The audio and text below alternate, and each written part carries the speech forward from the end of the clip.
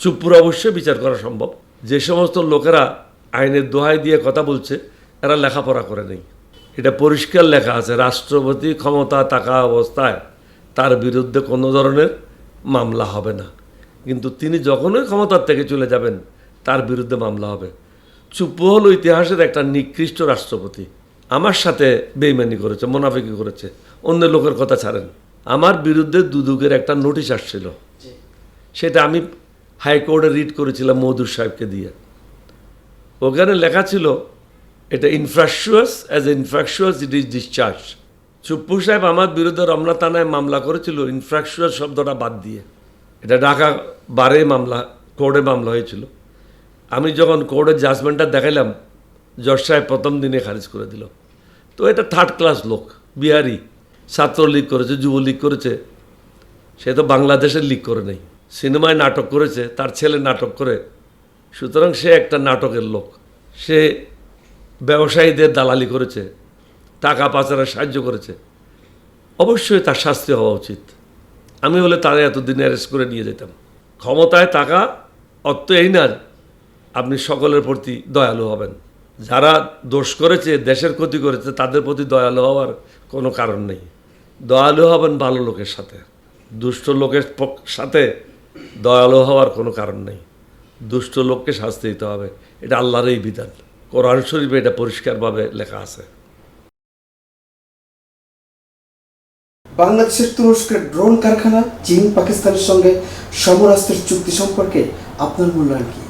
আমি মনে করি বাংলাদেশের জনগণের জন্য যেটা যেটা ভালো সরকার সেটাই করবেন। এগুলির বিরুদ্ধে তো এখনও পর্যন্ত বাংলাদেশের কেউ কোনো মন্তব্য করে নাই, বিরোধী দলও করে নাই, জনগণও করে নাই। এর অর্থটা কি? সবাই এটার প্রশংসা করছে নীরবে। সেনাবাহিনীর পক্ষ থেকে সারা দেশে ইসলামিক ইনস্টিটিউট খোলা হচ্ছে, সেনাপ্রধান বলেছেন আধুনিক ও ইসলামী শিক্ষা দেওয়া হবে। আপনার মূল্যায়ন কি? এটাই তো হওয়া উচিত, কারণ এখানে শতকরা 92% মুসলমান।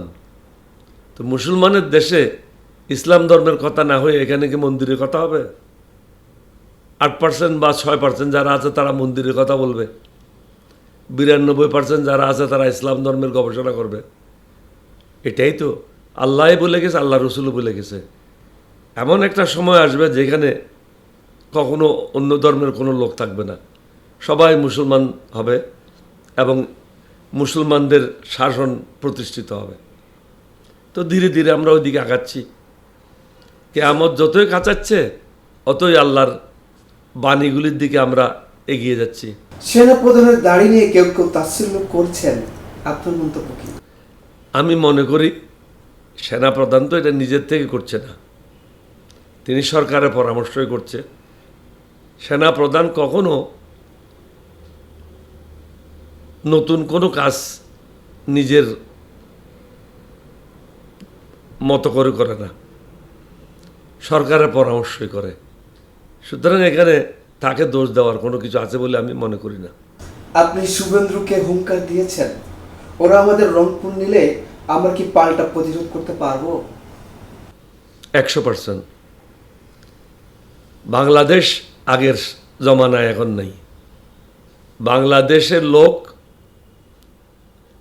ইরানের মতো যুদ্ধ করতে শিখেছে। কেউ গুনাহ করেও চিন্তা করে নাই ইরান পৃথিবীর মধ্যে 1 নম্বর যুদ্ধবাজ জাতি হিসাবে প্রতিষ্ঠিত হবে। বাংলাদেশের সাথেও যদি কেউ গুতাগুতি করে, বাংলাদেশের 18 কোটি মানুষ যুদ্ধে অংশগ্রহণ করবে। এটা 303 বুলেটের মতো ছোট আকারে ঢুকবে, কিন্তু ফেটে বের হবে। বাঙালিদেরকে হজম করা কারো পক্ষে সম্ভব না, মুসলমানদেরকে হজম করা এটা সম্ভব না। এটা নেশাগ্রস্ত জাতি না, এটা আল্লাহ আল্লাহ রসুলের পথে কাজ করার জাতি। আপনি জামাতের জোটে আছেন বলে অনেকে ক্ষোভ প্রকাশ করেছে আপনার প্রতি, আমি সে কথাটা তো বলেছি, আমার প্রথম প্রশ্নে এই কথাটাই বলেছি। আর আজকে যারা জমাতে আছে তাদেরা তো যুদ্ধ অপরাধী না, তাদের তো তখন জন্মই হয় নাই। এটা হলো হিন্দুস্তানের বয়ান। বাংলাদেশকে বিভক্ত করে বাংলাদেশের জনগণকে দ্বিধাগ্রস্ত করে বাংলাদেশকে ধ্বংস করার পরিকল্পনা। বাংলাদেশের অভ্যন্তরে যারা এই কথাগুলি বলছে তারা হিন্দুস্তানের দালাল। আমি মনে করি এখানে জামাতও না, বিএনপিও না, অন্য দলও না, আমাদেরকে ঐক্যবদ্ধভাবে দেশের স্বার্থে কাজ করে যেতে হবে। আমরা একে অপরের গঠনমূলক সমালোচনা করব, কিন্তু একে অপরের শত্রু হিসাবে কাজ করব না, বন্ধু হিসাবে কাজ করব, সমালোচনা করব। সেই সমালোচনা হবে গঠনমূলক এবং তার মধ্যে একটা শালীনতা থাকতে হবে। এটা রাস্তার ছেলের মতো কাজ করলে হবে না। বড় পদে বসবেন আর গুন্ডার মতো কথা বলবেন, এটা তো হবে না। ভাষার মধ্যে একটা শালীনতা থাকতে হবে। সর্বশেষ যদি গণভোট বাস্তবায়ন না হয় সেক্ষেত্রে কি হতে পারে, বা আপনার অবস্থান থেকে আপনি কি বলবেন?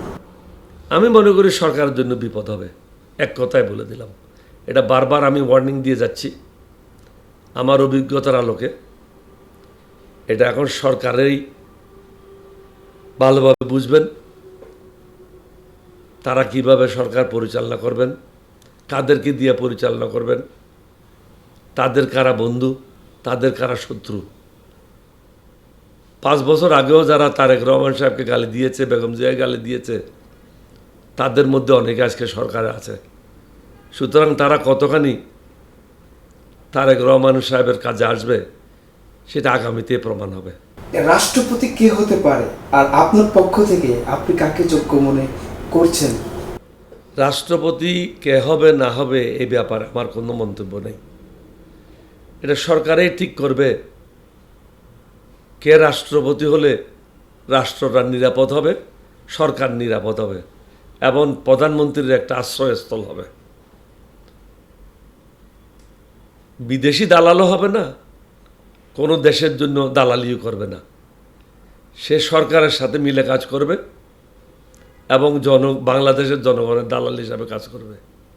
এই ধরনের লোককে, পরীক্ষিত লোককেই এই জায়গায় বসাতে হবে। যারা সুদ নিয়ে কারবার করে, ঘুষ নিয়ে কারবার করে, অনৈতিক কাজ করেছে অতীতে, এই ধরনের লোকেরা যেন এই জায়গায় না যায়। রাষ্ট্রপতির পদটা যেন কলুষিত না হয়। যারা শহীদ রাষ্ট্রপতি জিয়াউর রহমানের বিরুদ্ধে কাজ করেছে, বেগম জিয়ার বিরুদ্ধে কাজ করেছে, গালি দিয়েছে, তারেক রহমান সাহেবকে গালি দিয়েছে, এই ধরনের ব্যক্তিরা যেন বঙ্গভবনে গিয়ে বঙ্গভবন কলুষিত না করে এবং তারেক রহমানের হাতকে শক্তিশালী করার পরিবর্তে তার জন্য যেন বোঝা না হয়ে দাঁড়ায়। এটাই তাকে নিশ্চিত করতে হবে। চুপ্পুর বিচার কি আদৌ করা সম্ভব? চুপ্পুর অবশ্যই বিচার করা সম্ভব। যে সমস্ত লোকেরা আইনের দোহাই দিয়ে কথা বলছে এরা লেখাপড়া করে নেই। এটা পরিষ্কার লেখা আছে, রাষ্ট্রপতি ক্ষমতা থাকা অবস্থায় তার বিরুদ্ধে কোনো ধরনের মামলা হবে না, কিন্তু তিনি যখনই ক্ষমতার থেকে চলে যাবেন তার বিরুদ্ধে মামলা হবে। চুপ্পু হল ইতিহাসের একটা নিকৃষ্ট রাষ্ট্রপতি। আমার সাথে বেইমানি করেছে, মুনাফিকি করেছে, অন্য লোকের কথা ছাড়েন। আমার বিরুদ্ধে দুদকের একটা নোটিশ আসছিল, সেটা আমি হাইকোর্টে রিড করেছিলাম মওদুদ সাহেবকে দিয়ে। ওখানে লেখা ছিল এটা infructuous, as infructuous it is discharge. Chuppu সাহেব আমার বিরুদ্ধে রমনা থানায় মামলা করেছিল ইনফ্রাকচুয়াস শব্দটা বাদ দিয়ে। এটা ঢাকা বারে মামলা, কোর্টে মামলা হয়েছিল। আমি যখন কোর্টের জাজমেন্টটা দেখাইলাম, জজ সাহেব প্রথম দিনে খারিজ করে দিল। তো এটা 3rd ক্লাস লোক, বিহারি, ছাত্রলীগ করেছে, যুবলীগ করেছে, সে তো বাংলাদেশের লীগ করে নেই। সিনেমায় নাটক করেছে, তার ছেলে নাটক করে, সুতরাং সে একটা নাটকের লোক। সে ব্যবসায়ীদের দালালি করেছে, টাকা পাচারের সাহায্য করেছে, অবশ্যই তার শাস্তি হওয়া উচিত। আমি হলে তারা এতদিন অ্যারেস্ট করে নিয়ে যেতাম। ক্ষমতায় থাকা অর্থ এই না আপনি সকলের প্রতি দয়ালু হবেন। যারা দোষ করেছে, দেশের ক্ষতি করেছে, তাদের প্রতি দয়ালু হওয়ার কোনো কারণ নেই। দয়ালু হবেন ভালো লোকের সাথে।